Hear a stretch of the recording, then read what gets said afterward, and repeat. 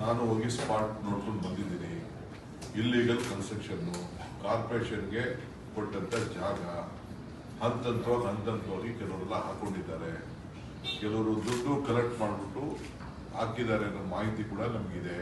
ಅವ್ರ ಮೇಲೆ ಕಾನೂನು ರೀತಿ ಕ್ರಮ ನಮ್ಮ ಅಧಿಕಾರಿಗಳು ಐಡೆಂಟಿಫೈ ಮಾಡಿ ಅವ್ರ ಮೇಲೆ ಕ್ರಮ ಕೈಗೊಳ್ತಾರೆ.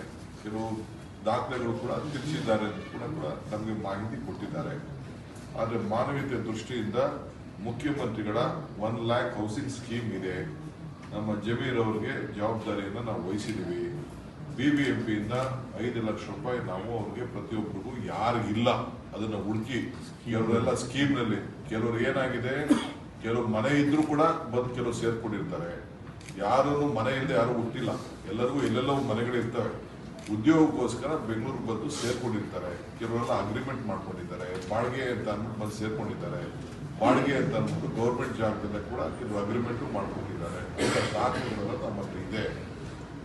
ಅದಕ್ಕೆ ಈಗಾಗಲೇ ನಮ್ಮ ಅಧಿಕಾರಿಗಳಿಗೆ ಪ್ರತಿಯೊಬ್ಬರಿಗೂ ಇಂಡಿವಿಜುವಲ್ ಕೇಸಸ್ ನೋಡ್ಕೊಳ್ಳಿ ಅಂತ ಹೇಳಿದ್ದೀವಿ.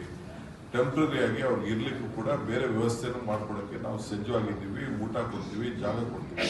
ಈ ಮಧ್ಯದಲ್ಲಿ ನೆಕ್ಸ್ಟ್ 3 days ನಮ್ಮ ಹೌಸಿಂಗ್ ಡಿಪಾರ್ಟ್ಮೆಂಟ್ ಅವರು ಅದನ್ನ ಪ್ರತಿಯೊಂದು ನಮ್ಮ ಜಿಲ್ಲಾಧಿಕಾರಿಗಳು ಮತ್ತು ನಮ್ಮ ಕಾರ್ಪೊರೇಷನ್ ಅವರು ಎಲ್ಲ ಸೇರಿ ಪ್ರತಿಯೊಂದು ಕೇಸು ಐಡೆಂಟಿಫಿಕೇಶನ್ ಮಾಡ್ತಾರೆ. ಅವ್ರ ವೋಟರ್ ಲಿಸ್ಟ್ ನೋಡ್ತಾರೆ, ಆಧಾರ್ ಕಾರ್ಡ್ ನೋಡ್ತಾರೆ, ಎಲ್ಲಿಂದ ಬಂದಿದ್ದಾರೆ ಅಂತ ಚೆಕ್ ಮಾಡ್ತಾರೆ. ಚೆಕ್ ಮಾಡಿಕೊಂಡು ಅವ್ರಿಗೊಂದು ಆಲ್ಟರ್ನೇಟಿವ್ ಪರ್ಮನೆಂಟ್ ವಸತಿ ಕೊಡೋಕ್ಕೆ ವ್ಯವಸ್ಥೆ ಮಾಡ್ತೀವಿ. ನಮ್ಮಲ್ಲೊಂದು ಸ್ಕೀಮ್ ಇದೆ, ಯಾರ್ಯಾರಿಗೆ ಮನೆ ಇಲ್ಲ, ಸೈಟ್ ಇಲ್ಲ ಅಂತ ಕೊಡಬೇಕು ಅಂತಿದೆ. ಜಿನೇನ್ ಕೇಸಸ್ಗೆಲ್ಲ ನಾವು ಕೊಡ್ತೀವಿ.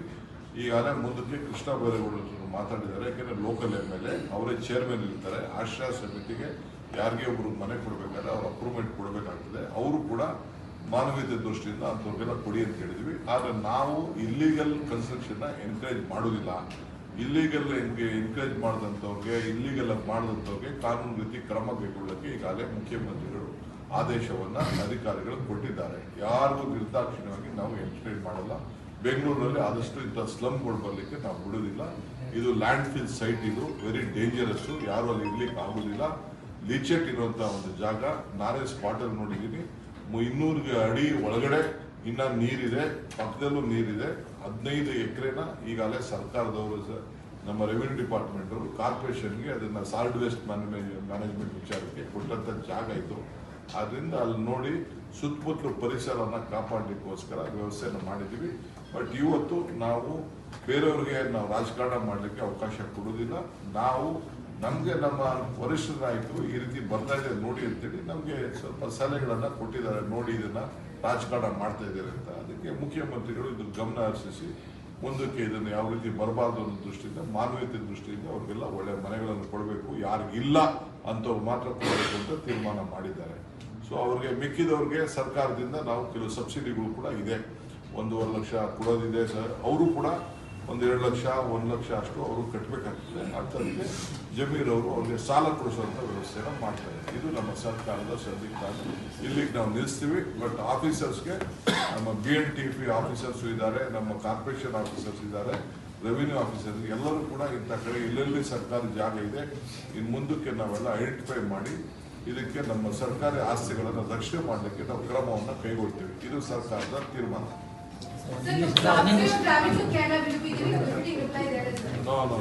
No, there is a different case.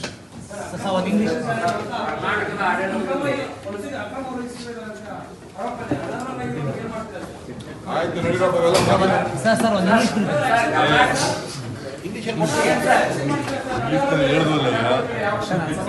leader, one ನಿಮಿಷ ಇರಿ sir. He is our leader. He is our general secretary. He has all rights to advise us. If anything is wrong, companies come in the national arena, he is his duty. If we are doing anything, if he feels that he has every right to advise us. There is nothing wrong in advising a political party. It is a national party. We look at a national perspective. For humanitarian ground, for the poor people, we are there to help the people.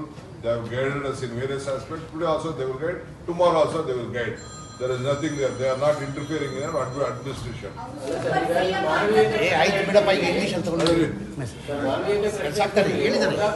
ಹೆಚ್ಚಿನ ವಿಡಿಯೋಗಳಿಗೆ ಪ್ರತಿಧ್ವನಿ YouTube channel subscribe ಮಾಡಿ, bell icon click ಮಾಡಿ.